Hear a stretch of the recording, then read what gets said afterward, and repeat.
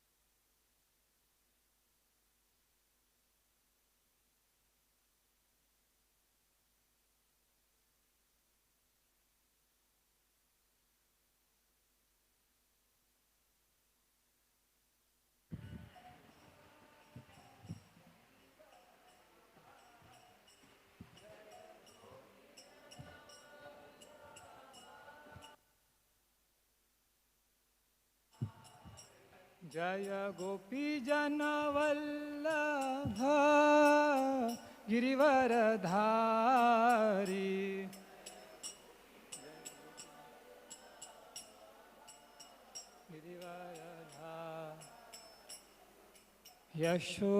यशोदानंदन ब्रज जन रंजन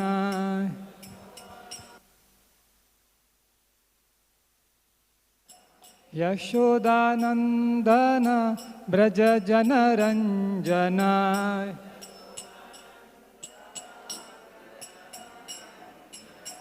यशोदानंदन ब्रज जन रंजन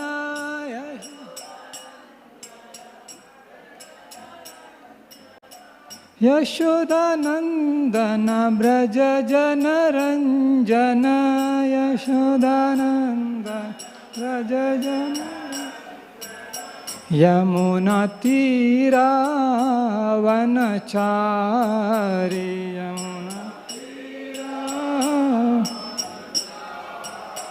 यमुना तीरा वनचारी यमुना तीरा वनचारी जय राधा माधव कुंज बिहारी जय राधा माधव कुंज बिहारी जय राधा माधव कुंज बिहारी जय राधा माधव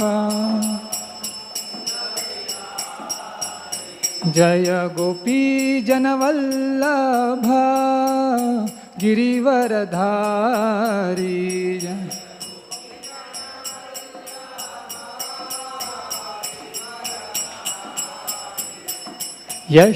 यशोदानंदन ब्रज जन रंजन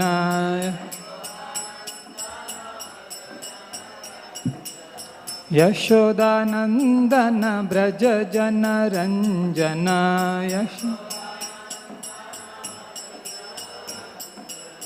यमुना तीरा वनचारी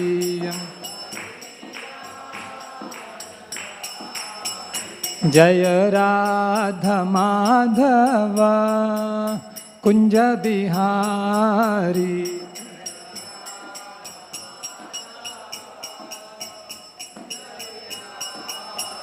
जय राधा माधव कुंज बिहारी जय राधा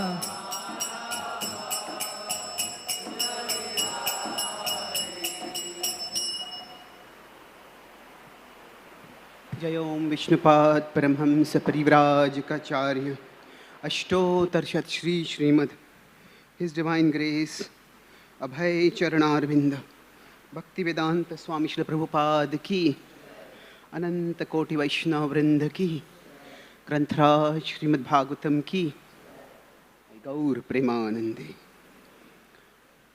ओम नमो भगवते वासुदेवाय।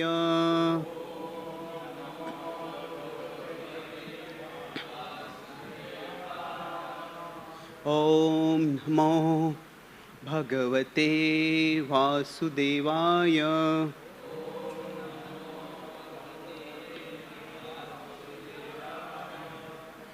ओम नमो भगवते वासुदेवाय।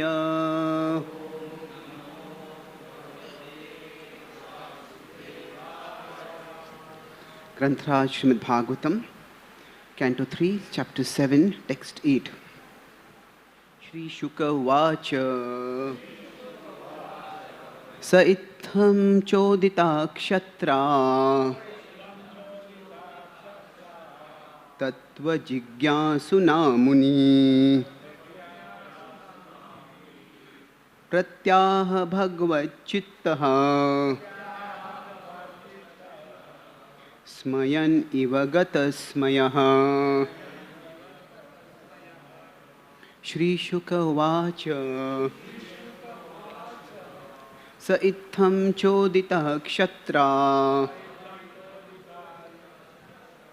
तत्त्वजिज्ञासुना मुनि प्रत्याह भगवच्चित्तः स्मयन् इव गतस्मयः।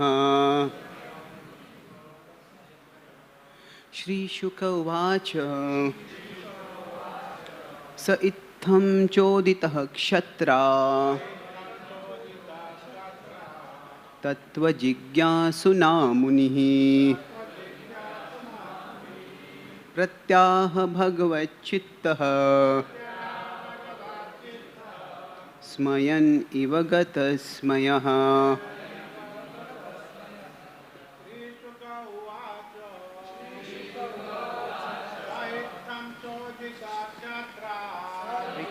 चोदितः क्षत्रा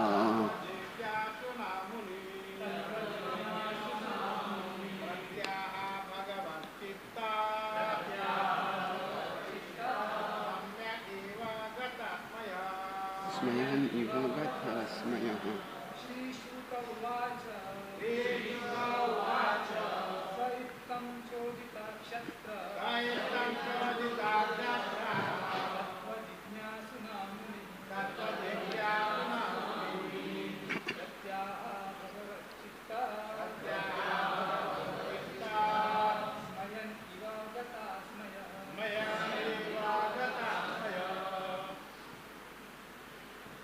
Vaishnavis,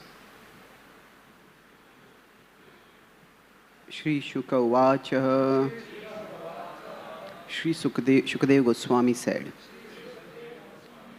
Saha, he Maitreya Muni, Itham, in this way, Choditaha, being agitated, Kshatra, by Vidura, Tattvajijñāsuna, by one who was anxious to inquire to know the truth. Munihi, the great sage, Pratyaha, replied, Bhagavad Chittaha, God conscious, Smayan, wondering, Eva, as if, Gatasmayaha, without hesitation. Translation and purport by His Divine Grace A.C. Bhaktivedanta, Swami Srila Prabhupada.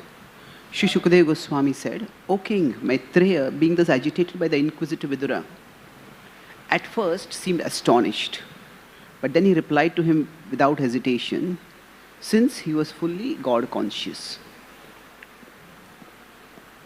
Since the great sage Maitreya was filled with God consciousness, he had no reason to be astonished at such contradictory questions by Vidura. Therefore, although as a devotee, he externally expressed surprise, as if he did not know how to reply to those questions, he immediately became perfectly settled and properly replied to Vidura.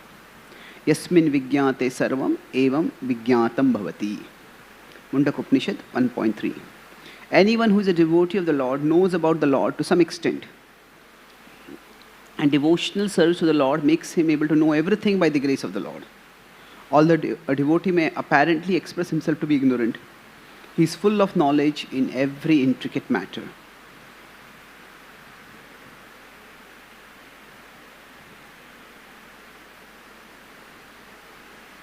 Sorry.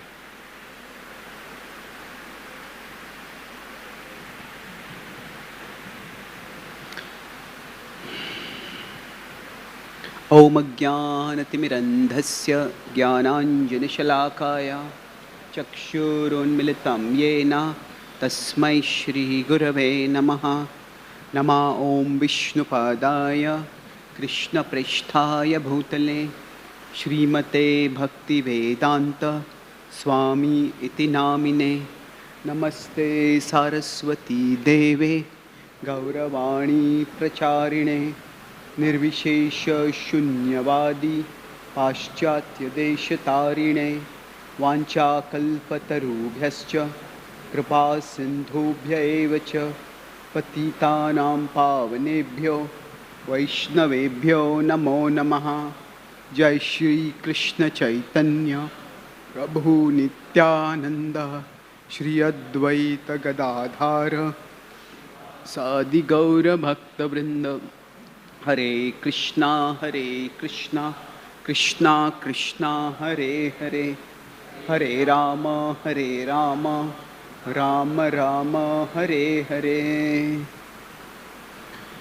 My dear Lord, please guide us so that we can understand your words and understand how to align our life according to those words.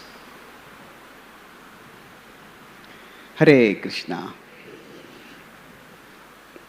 So today, we are discussing from the Srimad Bhagavatam, Canto 3. And this is one of the longest conversations in the Bhagavatam. The Vidur Maitreya Samvad. So I'll write and draw a few things. They explain. Whenever I have to give a 1 hour Bhagavatam class, I try to use a framework which I call as Chit. Chit means that 3 things. We try to understand the context, what is going on. Then we look at the implication, what is the meaning of it. And then finally, what is the takeaway? What can we learn from it? So let's look at these 3 things. Let's look at the context, what is happening. Now, when we look at the context, right now, it's a dialogue between Vidura and Maitreya. So Vidura has spoken already. He has asked certain questions. And now, till now, it has been Vidura speaking.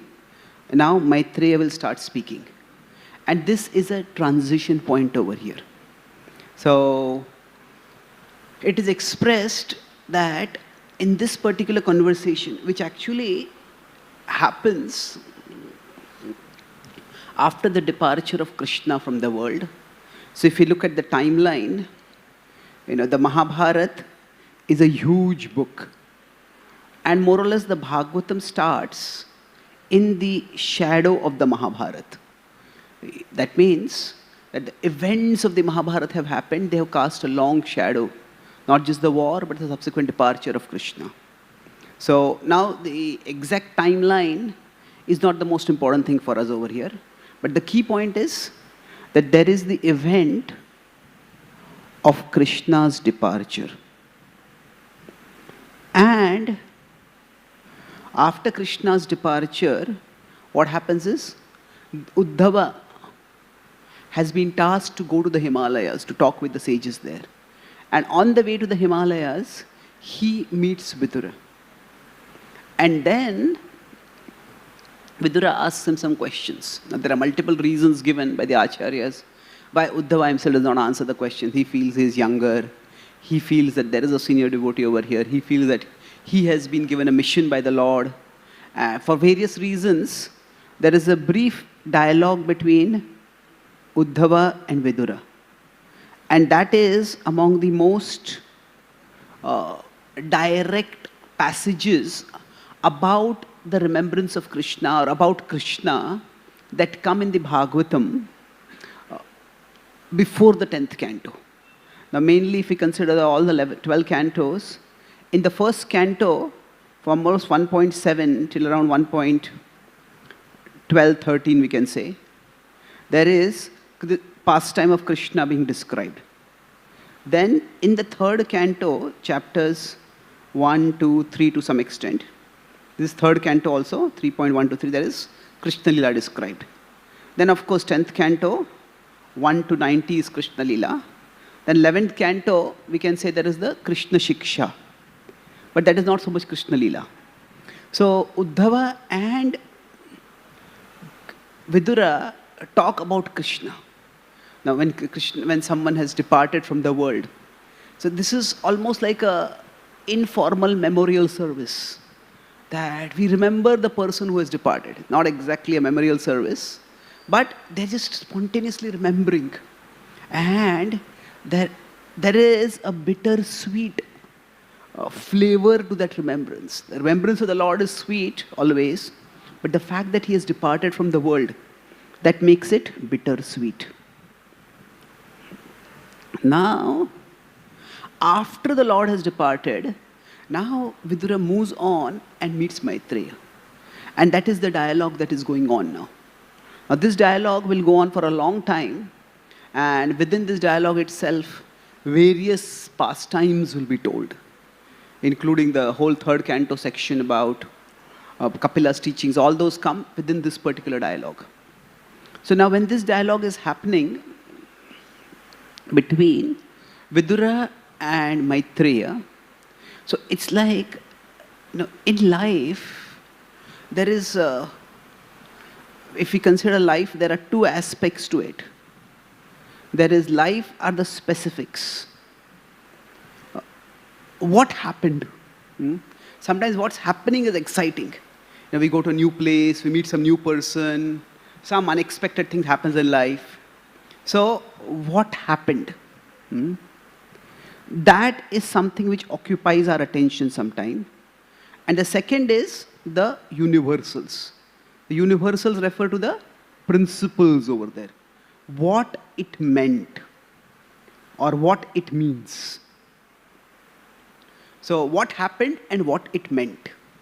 So in general, for us, when we function in life, we oscillate between these two things. The specifics of what is happening and the meaning of what is happening.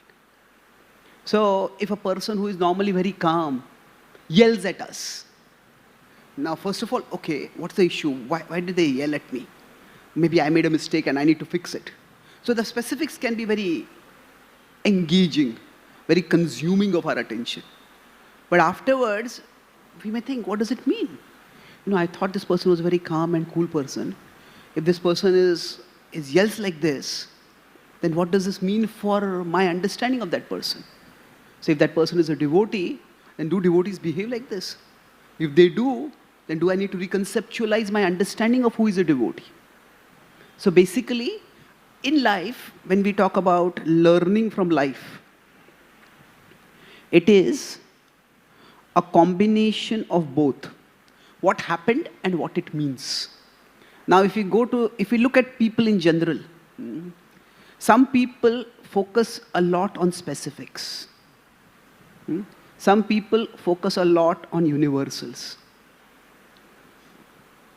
So now, when they focus on either of these, it's to some extent an expression of their nature. Now, I travel constantly. There are many places I visit only once a year. So earlier, whenever normal question we ask is, how are you? So now we get very vague, non-committal answers.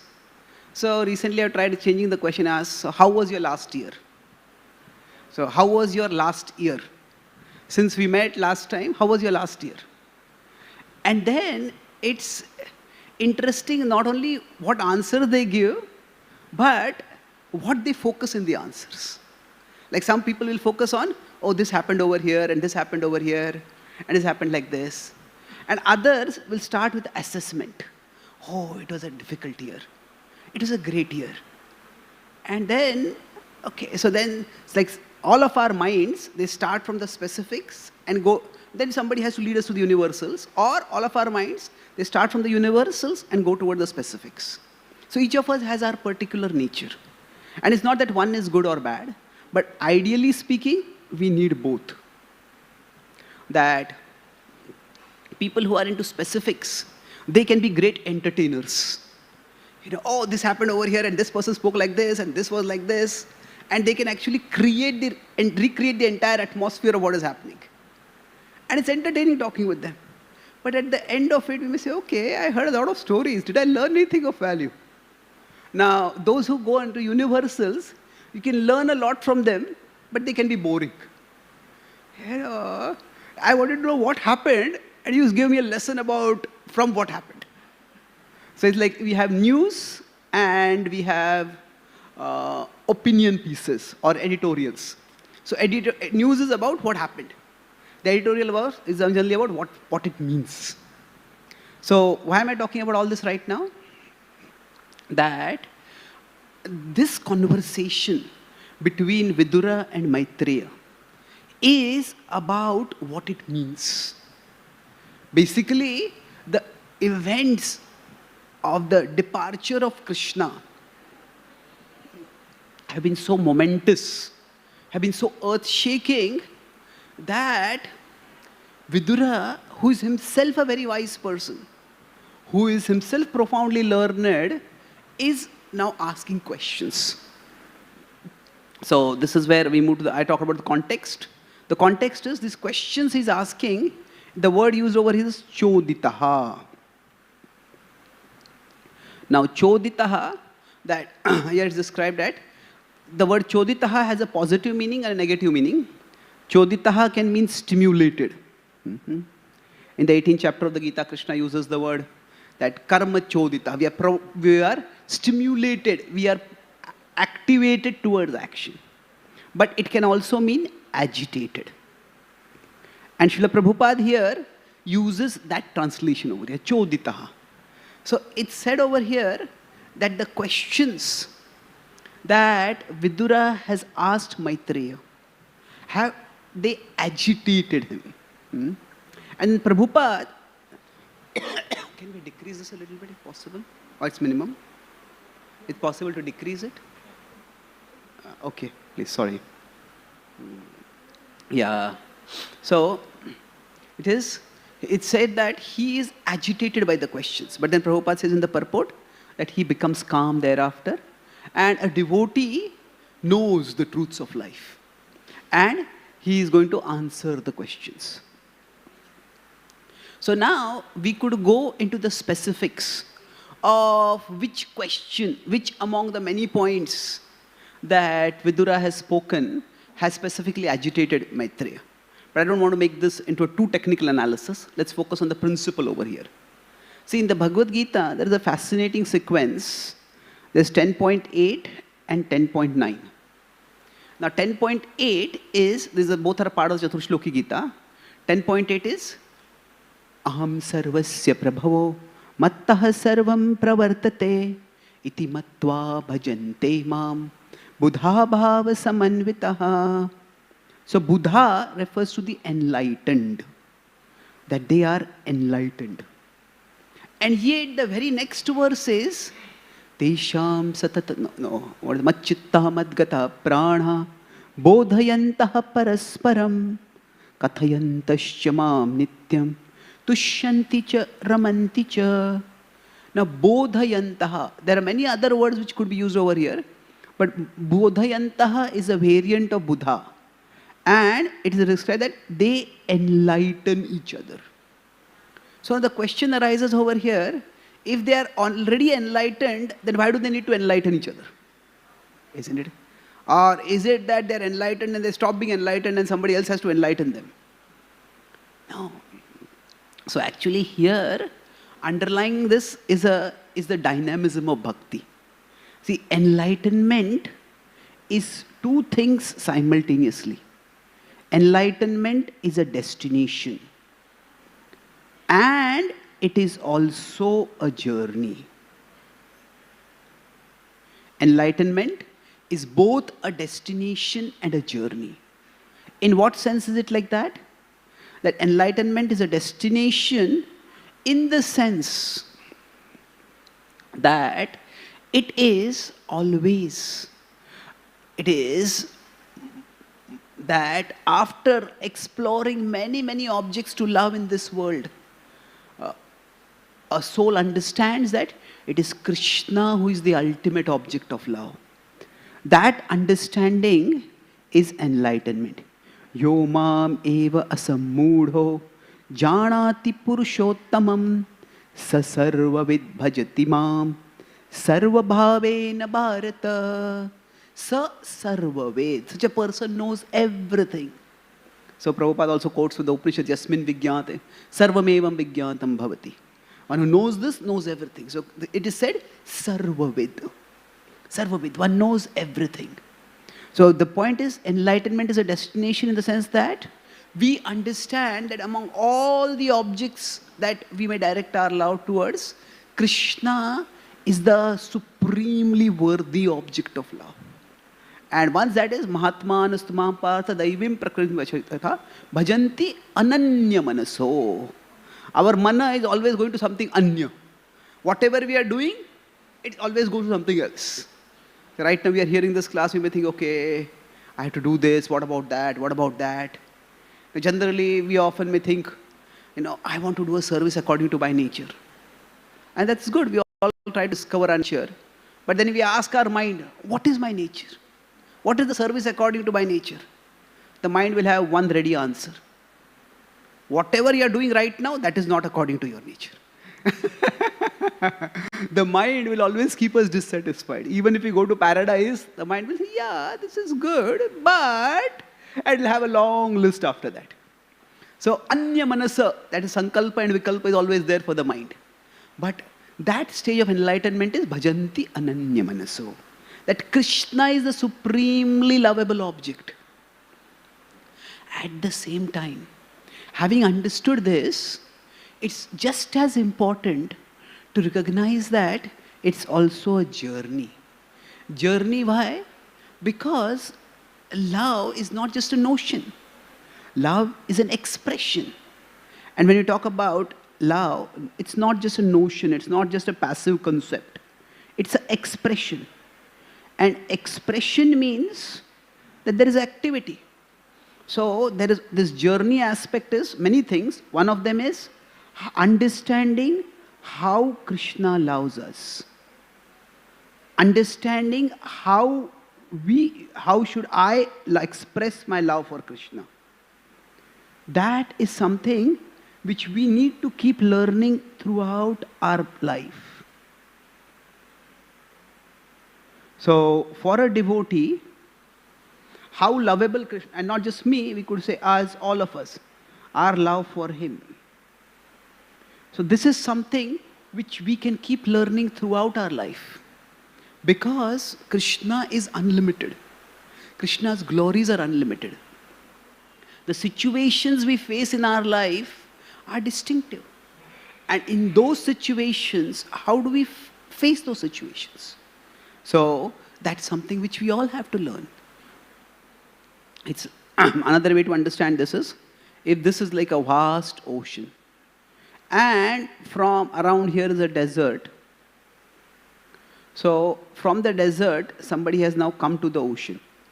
So Krishna is like the ocean. So we can go into the ocean. We can, if this is the ocean of sweet water, we can relish the sweet water. But at the same time, somebody else may be going into the ocean from another direction.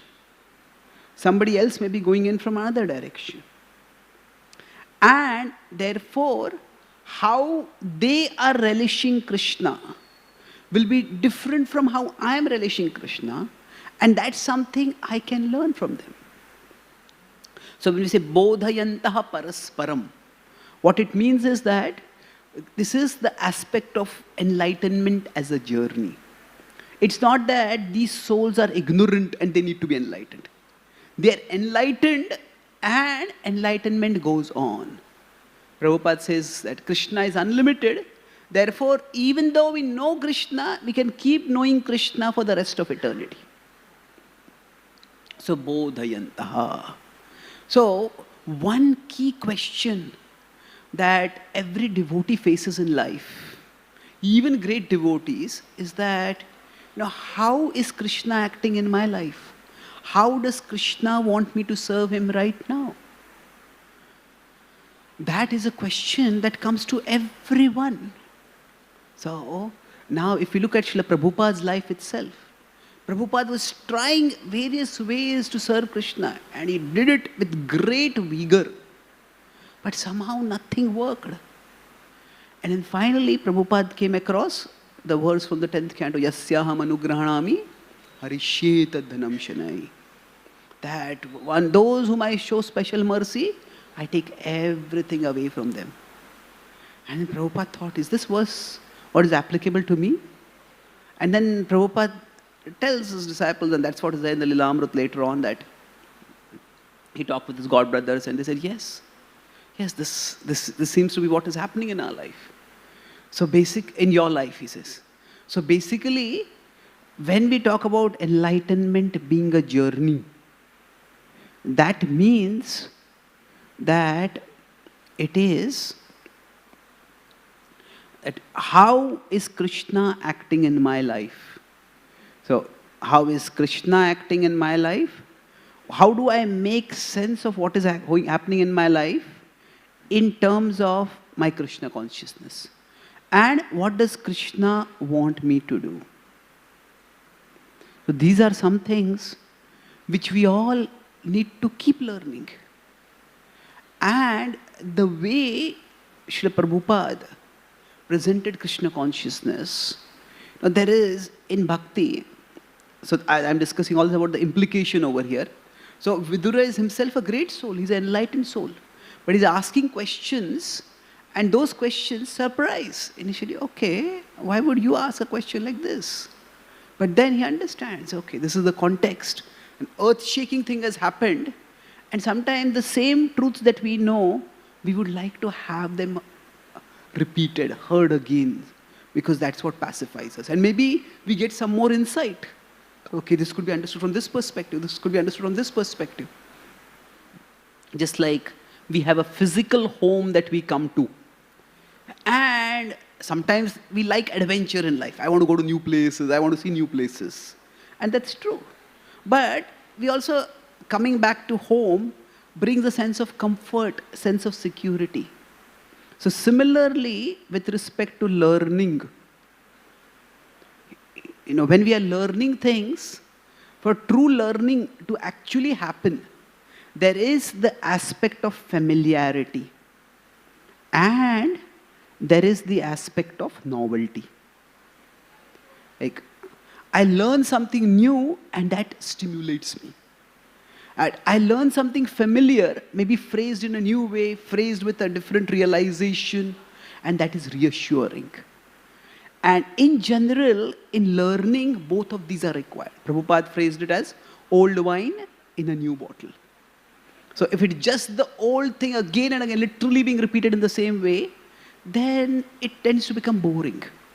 So if we consider, if it is only familiar, then when we are learning, at the same points, if we are hearing every single day again and again, then it becomes boring. But if it's only novel, it becomes discomforting. It can become disorienting. Hey, is this something right? Is it that I don't know anything at all? Is it that everything that I had learned was useless? What is going on over here? So it's like when we are learning, Sometimes we want the adventure of going to a new place, and sometimes we want the reassurance of having come back home. So in the process of learning, both things are required. And if, when we are learning something, all that we get is the adventure of going to a new place, then we feel a little lost. Hey, how is this connected with what I knew? How can I apply this? What is all this going on? But if it's all about just staying in home itself, everything that we know, we are just hearing it again, it becomes a bit monotonous. So we will see, in one sense, when Vidura's questions are answered, that in the Bhagavatam, there is this remarkable theme that there are many different contexts. But there is the difference in the contexts is almost breathtaking. Now we have Kunti, we have Prahalad. Kunti is an elderly lady. Prahalad is a helpless 5-year-old boy. And we have Ritrasura, who is a powerful demon. We have sages like Kardamuni, who is a renowned sage. And there are many different contexts. In terms of context, there is a huge difference in the Bhagavatam, but there's a remarkable consistency in the messages. Either in the prayers, the teachings, the themes discussed. So it's again going back to the same point. If we consider the contexts are very different, but there is very great consistency in the teachings that are offered. So the idea is that these teachings have a core that is universal. And in that sense, this combination of the novel and the familiar, both of them are required, novelty and familiarity. That's what keeps the learning alive. So enlightenment is a destination. So what is the familiarity? The familiar aspect is, ultimately, Krishna is the supreme object of love. The novelty is, okay, Krishna may express his love in this way. That these are the situations also in which a devotee may be able to express love for Krishna. So the specifics can vary in many remarkable ways. And the idea is that through all these specifics, we sometimes focus on the specifics and learn from the specifics, and we relish the specifics. And sometimes we focus on the universals and we are reassured about the universals. So, now generally speaking, I'll just give an example of how novelty and familiarity can go together. So this is where I'll move forward to the takeaway now. So the implication is that Maitreya and Vidura are having a discussion, and the themes that will be discussed, in one sense, it's Vidura is seeking a reiteration of what he knows with the realization of Maitreya, because he has experienced secondhand, from a distance, an earth-shattering event. What has happened? When I travel across America, I met many Srila Prabhupada disciples. And I have talked with Prabhupada disciples who were present in Vrindavan when Srila Prabhupada departed. And I talked with Prabhupada disciples who could not be in Vrindavan when Prabhupada departed. And I asked them, how did they process that event? Because that is the most difficult event for any devotee to process. And especially at that time, Srila Prabhupada was not just like one spiritual master among many spiritual masters. He was the founder Acharya, he was the sole guide. And it was a devastating event. So whether it is easier to process it when you are there, or whether it is easier to process it when you are far away from it. And then you experience it secondhand.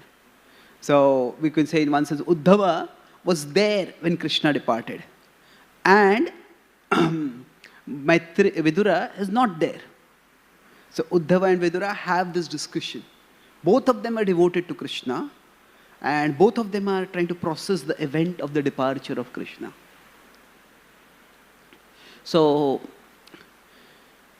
basically, my understanding was that it is, when I talk with different Prabhupada disciples about it, including sannyasis, and when I ask this question, what they said is that I'll give just two ranges of answers. that they said that, ultimately it is, while being there, actually increased for many of them a sense of helplessness. That there's nothing that you can do, although you are there. Yes, they can participate in the kirtans, they can help, but there's not so many services to do. The idea of building a memorial and everything came afterwards. At that time, something, for them at least, earth-shattering is happening, and there's nothing that can be done about it. So I said, we pray to Krishna, we do kirtans, but it seems especially toward the end, Prabhupada himself accepted that I'm going to leave now. And when that happened, the devotee spirits really sank. And there's nothing they could do. And then those devotees who were away, and this broad pattern is that in those days, it was not the days of social media or internet or emails also. So it was generally not so easy to communicate. If you see, Prabhupada also didn't use phones so often. So telegrams were used at that time. So they knew that Prabhupada was sick, but quite often, the fact that Srila Prabhupada departed, that came as a bolt out of the blue. And many of them said they felt that we wanted to go and be with Prabhupada one last time. But for whatever reason, the service was there, this was there, they couldn't go. So ultimately, so there was this feeling of incompleteness that, could have had one last darshan of Srila Prabhupada, we could have offered our respects, we could have asked him for some personal instructions. But then it is not that Prabhupada gave personal instructions even to those who were present. So the idea over here is that when traumatic events happen, whether we are close to it or far away from it, the impact is still there. And sometimes it may be easier to process when we are close by, sometimes it may be easier to process when we are far away. But the fact is, ultimately life happens. And when life happens, we need to deal with life as it unfolds. We could wish that things were like this or things were like that. But, what if? The what if can be one of the most paralyzing questions in life. Because, what if it was like this? What if it was like that? What if I had done this? What if I had been there? So it is very difficult. And this comes up even for a devotee, when a devotee is trying to serve Krishna. We see this. Bhakti is a dynamic combination of certainty and uncertainty. And this is where it's important to recognize that we are all human beings. And human beings, we are finite. Yes, we are spiritual beings, which means we are more than human beings. But even though we are spiritual beings, even when we are completely purified, still we remain finite. And what does that mean? That, say, we are souls. As souls, we are surrounded by our mind. Then we are surrounded by our body. So, as souls, itself we are finite. And our minds and bodies are themselves not the most reliable means of knowing things. And even if our mind and body were completely pure, still, as the soul, we are finite beings. And because of that, what it implies is that it is difficult for us to know exactly, what is Krishna's plan. Now, we can never be sure, is this exactly Krishna's plan for me? And that uncertainty is not necessarily a bad thing. Why? Because it is Krishna who has arranged it like that for us. It is, let me put it another way, we look at Srila Prabhupada's statements. At one level, Srila Prabhupada expresses certainty. When he came to America, he said that, I see temples. I see them filled with devotees. Only time is separating us. That is Prabhupada expressing certainty. But then Prabhupada also said that when he landed in America, he said that, I didn't know whether to turn left or right. Prabhupada says, Ache kichu karya tabe ei anumane. Anumane. He's saying, I'm making an inference over here. Like that, those two stanzas itself, Ache kichu karya tabe. I think you must have some purpose for me. That's my inference. Ei anumane. And what is the basis for that anuman? He's saying, Nahe keno anibena ei ugrasthane. Otherwise, why would you get me here? So for all of us, when we move through life, sometimes the path ahead may seem to be completely dark. What am I meant to do over here? But the inference that Prabhupada is drawing over here is, Krishna, you have not brought me this far to abandon me now. Nahe keno anibena ei ugrasthane. That this place you have brought me this far. If you didn't have a plan for me, why would you bring me this far? We can look at our life and see so many things could have gone wrong in our life. But we may say many things have gone wrong in my life. That is true. But many things have gone right also. Generally, we don't say gone right. We think I did right. When things happen well, we think I worked hard. I did this, I did that. Yeah, that may be true. But if you are honest, our hard work alone didn't lead to the right results. There are so many other things that need to fall into place for things to work out right. So yes, there are things which have gone wrong, but there are things which have fallen in the right place also. Now, if we are just alive, that means there is more right than wrong in our life. That means Krishna is not yet done with us. That Krishna has some purpose that he wants to serve through us. That's what Chaitanya Mahaprabhu tells Sanatana Goswami when he says that, I want to end my life in front of Jagannath's cart. He says that, do you think your body is your body? I have great plans for you. So, for us, when we say that for a devotee, there is certainty and uncertainty. Certainty is Krishna has a plan. Uncertainty is what exactly is that plan. So, often we think of Krishna as a protector. And that is true, but if you see the Gita's vision is not so much of God as a protector. See, because Arjuna is a warrior.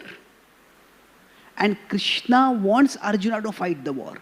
So when we use the word protector, the idea is like God is the hero and he will swoop in and solve all our problems. But that is not the vision of God that the Gita offers. The vision of God is not so much God as a protector as God as an empowerer. Krishna wants us to serve him. Krishna wants us to take initiative, use our intelligence, and do things in his service. The vision of the Gita is not Krishna is the hero, and Arjuna, you watch and how great a hero Krishna is. The idea is Krishna is the hero, and therefore, if you join Krishna's side, Krishna will empower you to do wonderful things. Krishna is a hero, and in the service of Krishna, you can also do wonderful things. You can also do heroic things. So, the vision of the Gita is, because at the end, Yatra Yogeshwara Krishna, Yatra Partho Dhanurdhara, Tatra Shrir Vijayo Bhutir, Dhruvanitir Matir Mama. Now, if you look at this verse, why is there any need for the mention of Arjuna over there? Where there is Krishna, there will be victory. Krishna is the goddess of the Lord of the goddess of fortune. So wherever there is Krishna, there will be victory, there will be glory, there will be fortune, there will be power. There will be all good things where Krishna is. So why does it have to mention where there is Krishna and where there is Arjuna? That's where there will be glory and power and fortune and all those things. Now we could say there is a contextual reference. Sanjay is telling Dhritarashtra indirectly. He's answering his question. Kim akurvata, what happened over there? So he's saying what is going to happen is your son's side is not going to be victorious. That's the contextual meaning. But there's a universal meaning over there. The universal meaning is that, in the purpose of the Gita is not simply to proclaim God's position, that God is great. The purpose of the Gita is to transform man's disposition. That God is great, therefore choose to be on the side of God. So the point of the Gita is not just to tell us about God's position. Yes, that is there, no doubt. But the point is much more that what is our disposition? That we become confident that if I am a part of Krishna, I have a part in Krishna's plan. And therefore, let me try to serve Krishna diligently. So the idea is, I'll conclude with one last image. Sometimes we think about humility and its opposite as ego. And there is some truth to that analysis, but it's somewhat incomplete. Now, ego is actually one extreme of the pendulum, and the other extreme is insecurity. Ego is, I can do everything, I am God. So ego, what does it is basically? Ego means, ego is what edges God out. E-G-O. That means, we have no place for God left in our life. So in one sense, ego is like Mayavad. I can do everything. But the opposite of that is not humility. The opposite of that is insecurity. It is, I can do nothing. I can do nothing. I am nothing.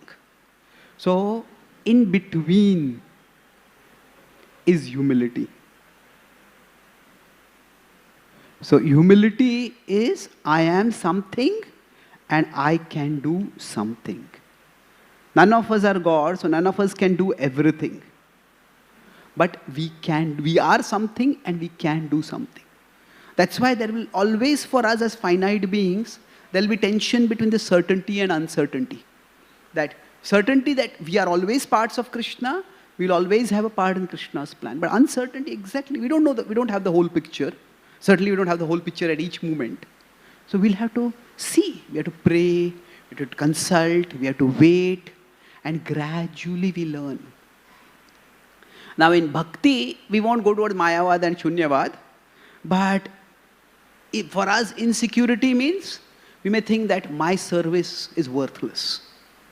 That there are so many, even in every group, every community, there will always be stars. So there may be superstar preachers, there may be superstar managers, there may be superstar counselors. And as compared to them, we may start thinking, my service is worthless. So now, yes, it may be true that we may not be able to serve the way some other devotee is serving.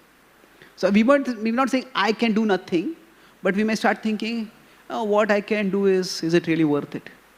Whether I do it, I don't do it, what difference is it going to make? What I'm doing is so small, so why do it at all? So, it's like I don't have any significant place in Krishna's team. That is insecurity. Now, on the other side is ego is like Krishna is lucky to have me on his team. Now, no devotee will speak like that. But the idea is, some people think that, they think the whole devotee community is blessed to have me in the community. And everybody, they are devotees, but they are all ignorant and incompetent. Unless I am here to organize things, to save things, to arrange things, everything will fall apart. No, we are not a blessing to anyone. We are blessed by Krishna, and to the extent we remember that we are blessed by Krishna, to that extent we can give Krishna's blessings to someone. But so in the devotee community also, this ego and insecurity can come up. Where ego is thinking that it's almost like I know what is good for everyone. And insecurity is what I do, what I know, what I can do, what is the use of it? It's so small as to be worthless. But humility in a devotee community is that as a devotee I have a part. So let me play my part. It may be small, but it is not worthless. So so this way when we understand that, so now what exactly is the service that Krishna wants us to do? as devotees, we can always keep learning. We can keep learning about ourselves, not just about the world, but about ourselves. That, okay, I thought I had this ability. In some areas, we may overestimate our ability. And we realize, okay, I thought I was very good at this, but I realized I'm not that good at that. Some areas, we may underestimate our ability. We realize we had not really considered this important, but maybe Krishna has gifted us in particular ways. So, learning more about ourselves can also be a service to Krishna. Just a few days ago, I gave a talk to teenagers. So, the title of the talk was, I Don't Agree With Me. Making sense of the opposing voices inside us. Like, I don't agree with me. That happens sometimes. We have one thought one time, another thought another time. Now, it's not just that these are all disruptive and destructive thoughts. No, there are different parts of us. And if these parts do not come in dialogue, then what happens is, manahashasthani indriyani prakriti sthani karshati. Will be pulled apart by our mind and senses. But if you maintain that desire to serve Krishna, then we will be able to move forward. So humility means we have a finite vision. And our finite vision is of value. It is not worthless. At the same time, our finite vision is not the final vision. So, if you forget everything from this class, this one point, our finite vision is not the final vision. So let's use our finite vision to understand as much as we can, to learn as much as we can, and to make the best decisions that we can. But if with our finite vision, we can't make sense of what is happening in our life. We can't make sense of why when we are trying to serve Krishna, things seem to be all going unfavorable in our life. Why our service is not producing results. Then let's not consider that this vision is the final vision. That Krishna has a plan which is far bigger than what we can see right now.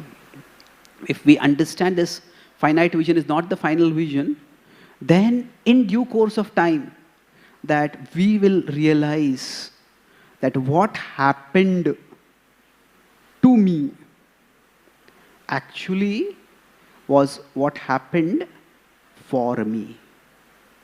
Right now I may think, oh, this happened to me, that happened to me. Why did this happen like that? Why did this person do like that? And those are valid questions. But Krishna can work through them. So what happened to me can seem just a part of the chaos of the world. This happened like that happened like that. But with time, as Krishna's plan works in our life, we'll start seeing that what happened to me actually happened for me. That it was for my good. Maybe after this talk, when you go home, wherever you go, you can spend some time and think of some incident which 5 years ago, 10 years ago, you thought was terrible. Why did this happen to me?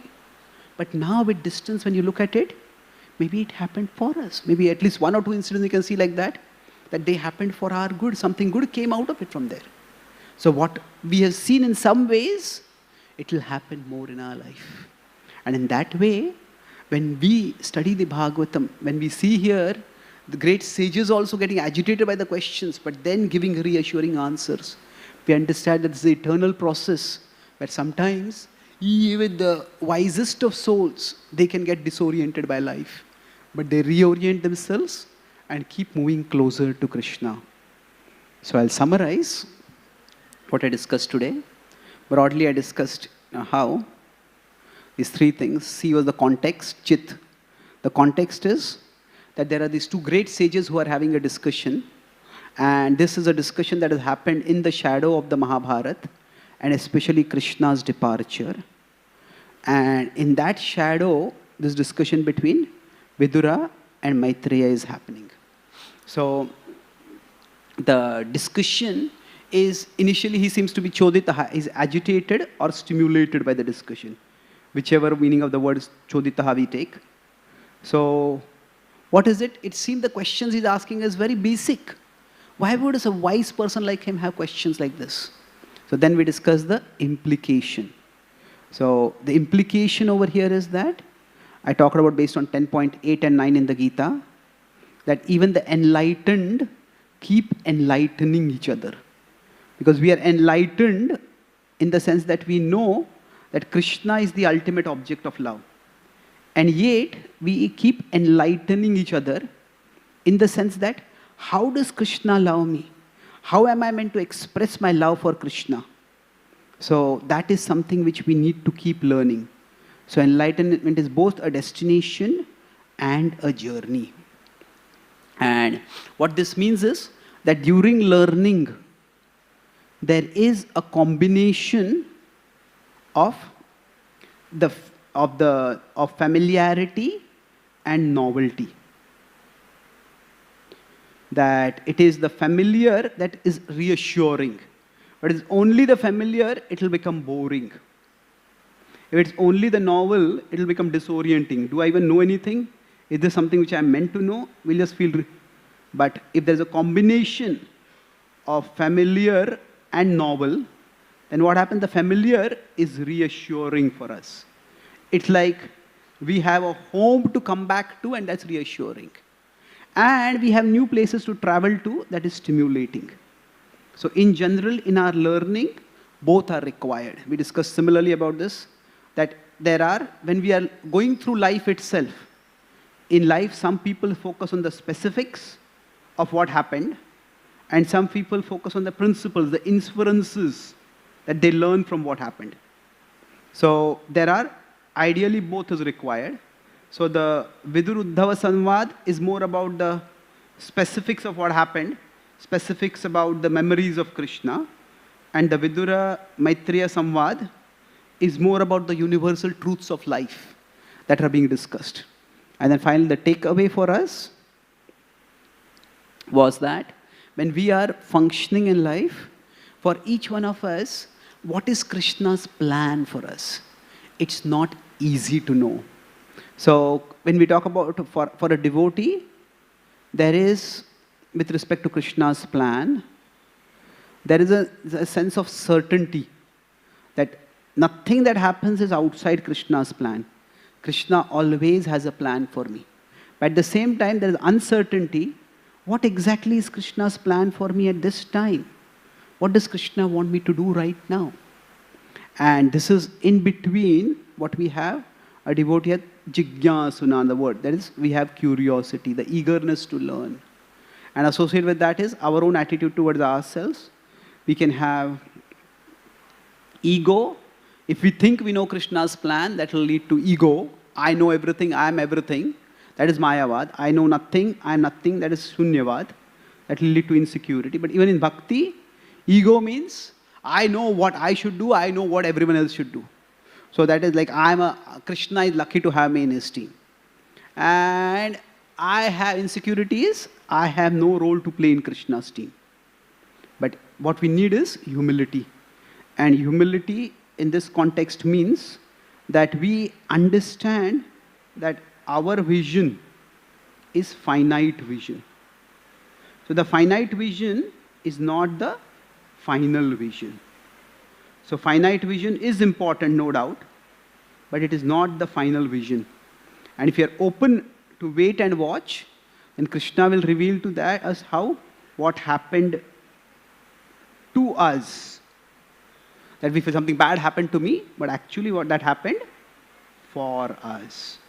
In fact, this is the journey of life where enlightenment comes for us about what happened to me actually happened for me. Thank you very much. Hare Krishna.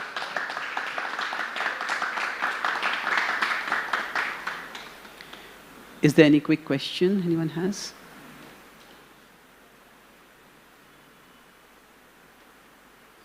Yes.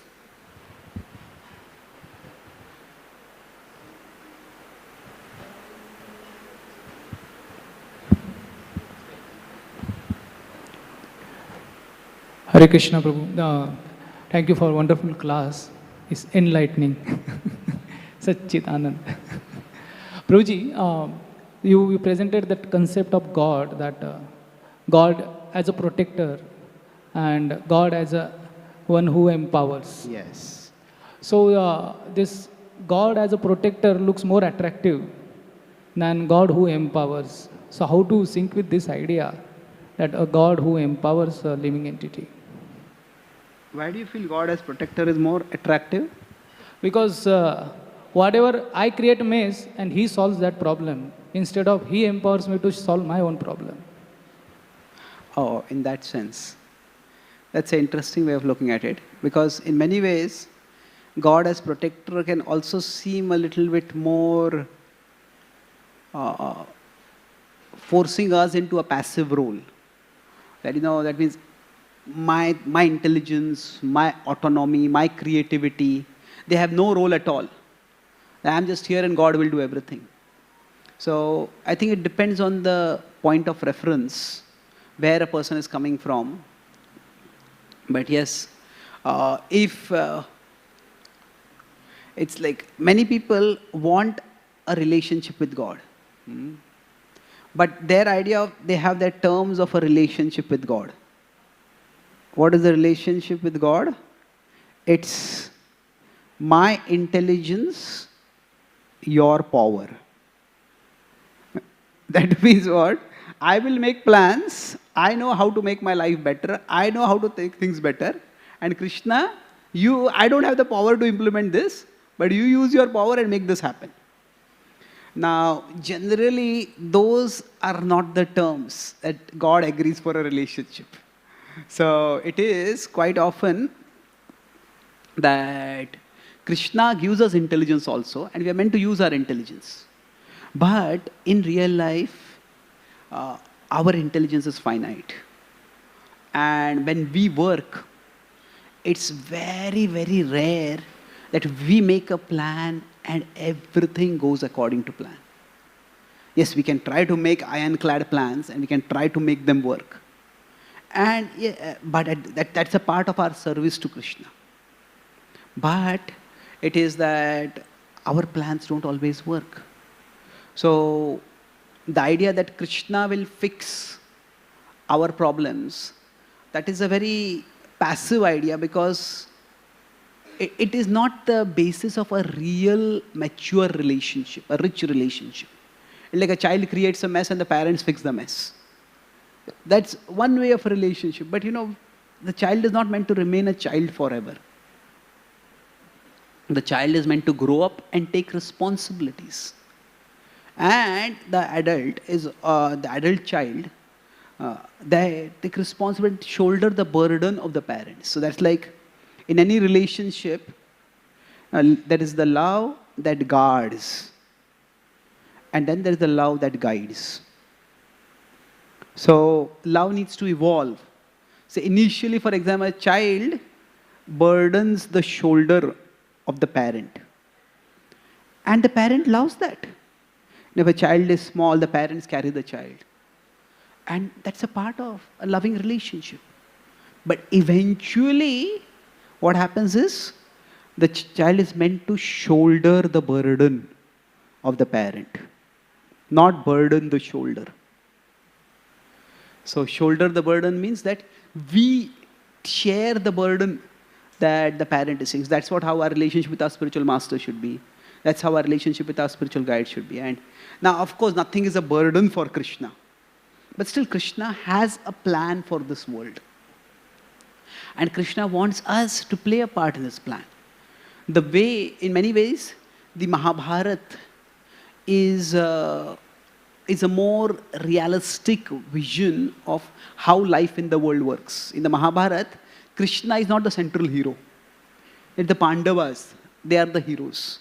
And Krishna is the empowerer of the heroes. So life is more like that. That Krishna is there. He's very much present and his presence has to be appreciated. But ultimately, it is we who do things.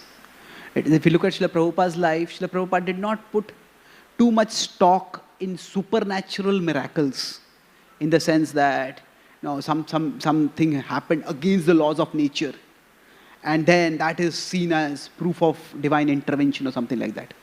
Most of Srila Prabhupada's life, almost all of it we can say, is where things are happening within the laws of nature. But the cumulative result is extraordinary. So, Prabhupada focused on that principle. When we say Krishna empowered Prabhupada. That does not mean that Prabhupada didn't have to face challenges or setbacks. Lots of challenges and setbacks. But Prabhupada pushed on through those things. So yes, Krishna wants us to grow up. Yes, Krishna can fix our problems if we make a mess of things. But ultimately Krishna's approach is that I will not fix your problems, I will fix you so that you can fix your problems. Okay? Thank you very much. Grantraj Srimad Bhagavatam ki, Srila Prabhupada ki, Gaura Bhakta Vrinda ki jai. Jai Gaura Premanand.